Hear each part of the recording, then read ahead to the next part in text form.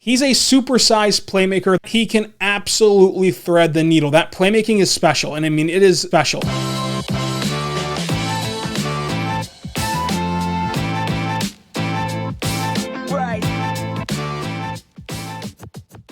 Really quick, before I begin, if you guys can smash the like button for the YouTube algorithm, this seriously makes a huge difference to my videos and lets YouTube know to recommend this video to a brand new audience. So thank you so much for doing that, and let's begin. Josh Giddey, while playing like a guard, is 6'8" and weighs 205. He's 18 years old, from Australia. He's a supersized playmaker. His biggest strength is that he can absolutely thread the needle. That playmaking is special, and I mean, it is a plus vision, plus passing. He has the perfect amount of touch on every pass that he makes, either taking some off, putting some on with the pass. He sets his teammates up greatly and creates space for them by where he places the pass as well. There's a big difference in only having the vision and not having the passing assets with it. Not only does he have the vision, he can see the whole court, he knows where to go with the ball, but he knows where to place the ball in the shooter's pocket, how to lead a guy to the basket, how to get them in position where they need to be with the ball in his hands. It's phenomenal what he does with the ball in his hands. Pocket passer, chest passes, bounce passes, outlet passes, all around his passes are phenomenal. And he's 6'8", so his next strength ties into playmaking. It's his rebounding. Because whenever you have a guy who can make an outlet pass and get a rebound, he's a great rebounder for his size. And for his size, pound for pound, one of the best rebounders we have in this class, and he can just take it and go. So being able to push the pace that way, and just having that ability to run the fast break, get out in transition, and turn a miss by your opponent into a fast break, what every team in the modern NBA is looking for to get out of a player. So that rebounding will come in big time with his playmaking and allow him to kind of maybe play the three, but on multiple possessions a game, be that point guard for certain possessions. So that will really help him out as well for his overall game.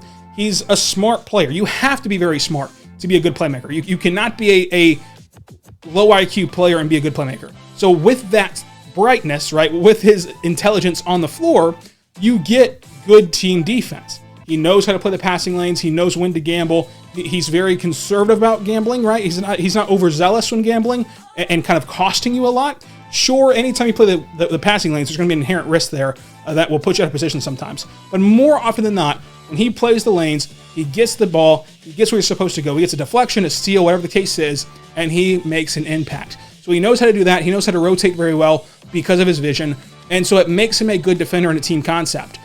And with that playmaking becomes solid finishing at the rim. Sure, he can get better at it, but I like his ability to have touch on those floaters, knock the floaters down, and take contact and avoid contact. He really has a good job of controlling his body in the air to go around defenders while being in the air and finishing at the rim. So that finishing attribute, if that continues to progress at the rate that we expect it to, he's only 18 years old, if he can master that finishing at the rim with his size and his playmaking, that opens up his offensive game in a great way. And the most impressive part about Josh Giddey is simply his pacing. Being under control, playing with pace, and playing under control is a huge deal for any player in general.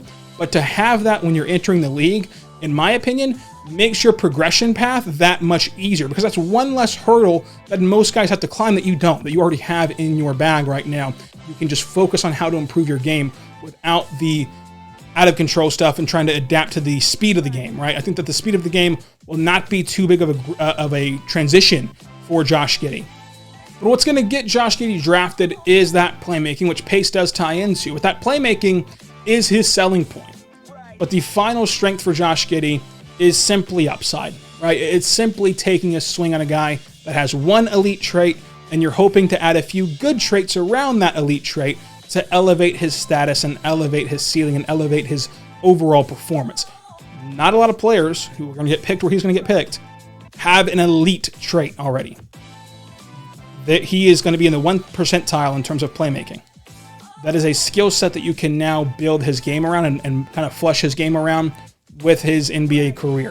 Where is Josh Giddey available? Well, The Ringer has him at 14, ESPN has him at 13, The Athletic has him at 10, Bleacher Report has him at 14, CBS has him at 11, NBC at 18, DraftNet at 16, Tankathon at 15, and then my big board, I have him as the 12th overall player in this draft.